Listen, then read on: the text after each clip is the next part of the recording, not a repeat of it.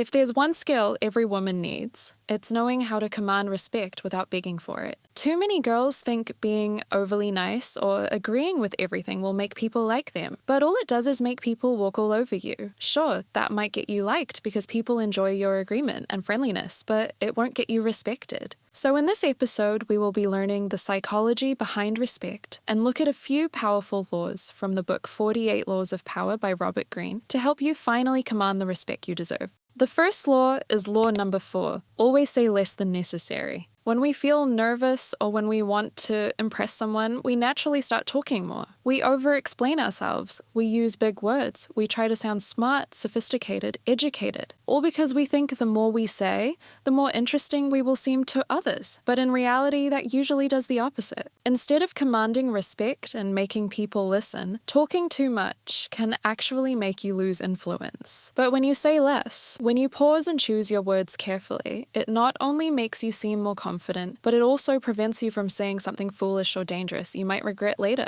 It also encourages others to speak more and to reveal more information about themselves, which helps you understand them more and gives you an upper hand in any conversation or negotiation. It turns every interaction into an opportunity to observe, learn, and strategically respond. By listening more and speaking less, you not only gather valuable insight, but you also make people feel heard and valued, which naturally increases the respect they have for you. And when you do finally speak, your words carry more weight. Your silence makes your voice more valuable, and it makes people take your opinions more seriously. And that's the beauty of saying less. It makes people lean in, value what you have to say, and respect your presence even more. The next law is law number 15, crush your enemy totally. Respect starts with protecting your own energy. If someone repeatedly shows they're toxic or untrustworthy, keeping them in your life only signals that their behavior is acceptable. And it not only affects how they treat you, but also changes how everyone else perceives you and the respect everyone else gives you.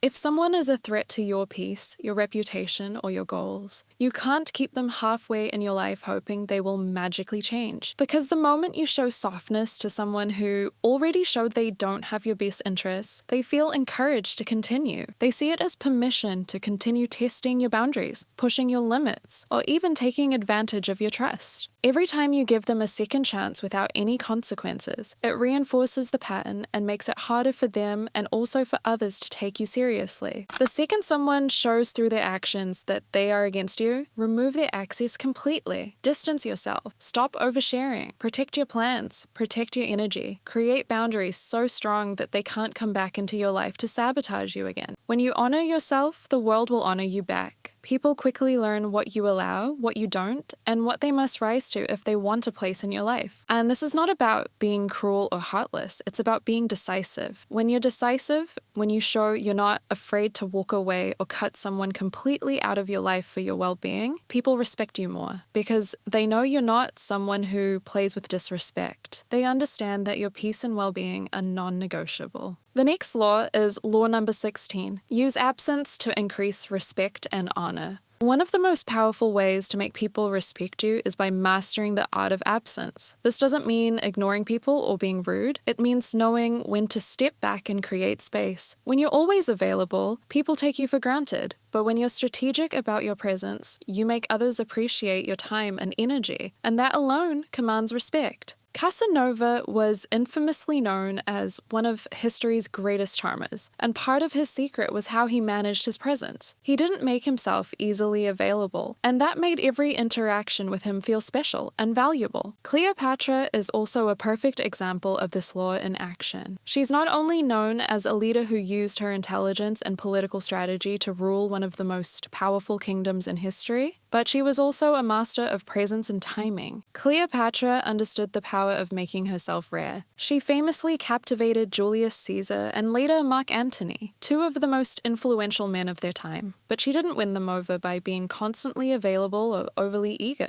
She used mystery and selective presence to draw them in. She knew exactly when to approach, when to pull back, and when to let her absence create desire, curiosity, and respect. She used absence not only as a tool to seduce people, but also as a strategy to command respect and to make her presence even more valuable. By creating a little distance, you allow others to appreciate you more, to anticipate your presence, and therefore to respect your time and energy. The next law to make people respect you is law number 34. Be royal in your own fashion. Act like a king to be treated like one. If you want to be treated like someone important, you have to act like someone important. Before anyone can respect you, you have to respect yourself. It all starts with you. It starts with understanding that you are worthy of respect and admiration. It starts with walking tall, speaking confidently, and carrying yourself with intention. Once you believe you are worthy, the rest of the world will follow. This actually reminds me of Song Jia from the Korean reality dating show Singles Inferno. If you've seen it, you probably would agree with me that Song Jia was one of the most magnetic and respected contestants on the show. She didn't need to raise her voice or chase anyone's attention. Her confidence and the way she carried herself naturally made people notice and admire her. You could tell from the way she talked about herself and the way she took care of herself that she genuinely valued who she was. When you value yourself and you respect yourself, you're not just doing it for your own well-being. You're teaching the world how to value you and respect you.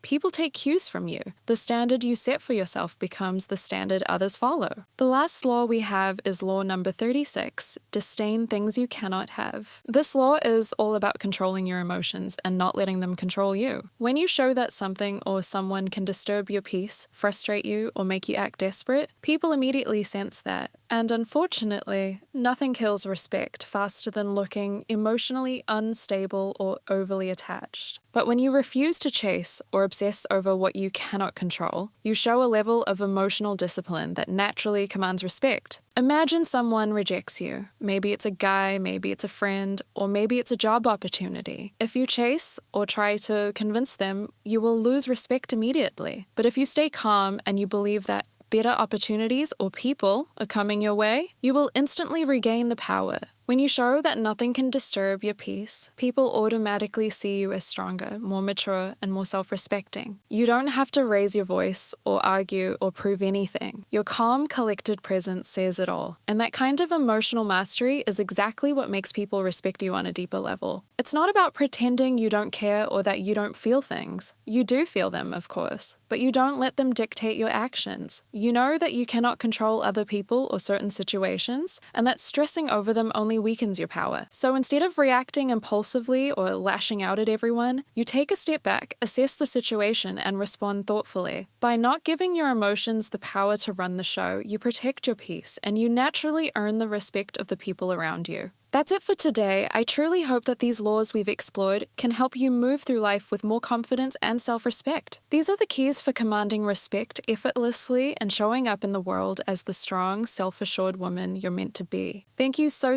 much for spending your time with me again. I love you, and I hope to see you in the next one. Bye.